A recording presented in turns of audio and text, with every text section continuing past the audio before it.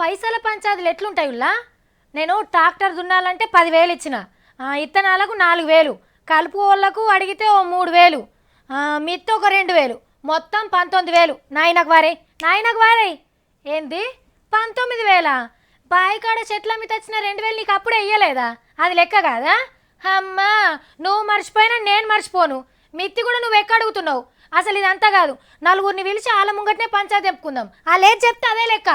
ఇగో ఇట్లనే జరుగుతుంటాయి కదా. ఇప్పుడు సేమ్ ఇసొంటి పంచాయతీ ఒకటి నడుస్తుంది సెంటర్ సర్కార్కి, మన స్టేట్ సర్కార్కి. తెలంగాణ के विकास के लिए 90,000 करोड़ से ज्यादा राशि तेलंगाना सरकार को दी है. అర్థమైందా?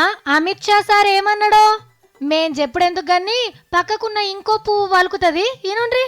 తెలంగాణ అభివృద్ధి కోసం 90,000 కోట్ల కన్నా ఎక్కువ ధనరాశిని తెలంగాణ అభివృద్ధి కోసం ఇవ్వడం జరిగింది. సూర్యాపేట కాడ పువ్వు గుర్తులు పెట్టిన మీటింగ్ లా ఇగో ఈ ముచ్చటెలా పెట్టిండ్రు.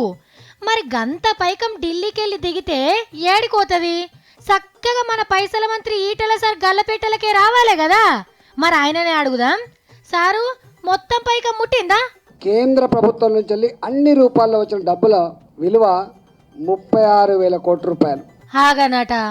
అమిత్ షా సార్ చెప్పిన దాంట్లో సగం కూడా రాలేదట. 1 కోటి కాదు, 2 కోట్లు కాదు, కడమ 54,000 కోట్లు ఎటువైనాయి అన్నట్టు. పంపినామని వాళ్ళంటారు, రాలేదని వీళ్ళంటారు. నడిమిట్లా గాల్లే చక్కర్లు కొడుతుండొచ్చునా? ఏమో సార్లు, మా మట్టి బుర్రలకు వేలే సక్కగించరాదు. కోటికి ఎన్ని వేలు ఉంటాయో కూడా మేము తెలియనోళ్ళం.